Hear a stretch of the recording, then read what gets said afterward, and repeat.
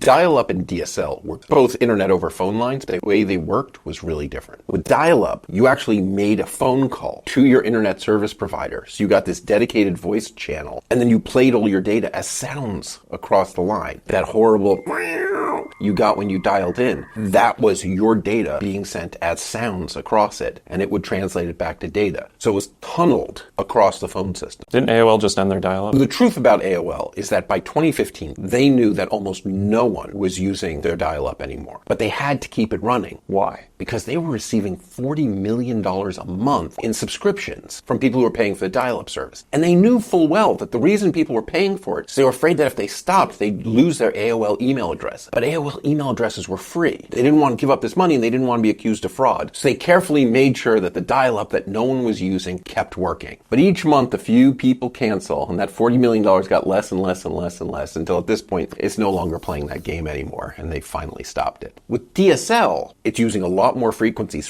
that don't get used for voice, going straight to your internet service provider, who's also the phone company. It's not making a phone call to someone. It started up at 25 kilohertz and went up to about 38. And this was the upload direction. And then from 38 out to 1.1 megahertz, this was the download direction. You notice the download is a lot more than the upload. So these are a bunch of frequencies that the phone lines could carry that weren't used for voice calls at all. So there was a lot more bandwidth, and here that's how they were able to get you up into megabits with DSL. So when will DSL end? Look, no one is rolling out new DSL. It is a legacy technology at this point. But if you're in a place where DSL is still the best internet you can get, don't cancel it, don't give it up. Go look for other technologies. Now there's stuff like Starlink, Kuiper is coming, all these satellite internet services. They're not that reliable. So holding on to the DSL, getting Starlink, and bonding the two together. DSL is only a couple megabits, but when Starlink goes out, a couple megabits, fantastic. Your call is still online if you've bonded them together with something like Speedify. In conclusion, I want you to subscribe.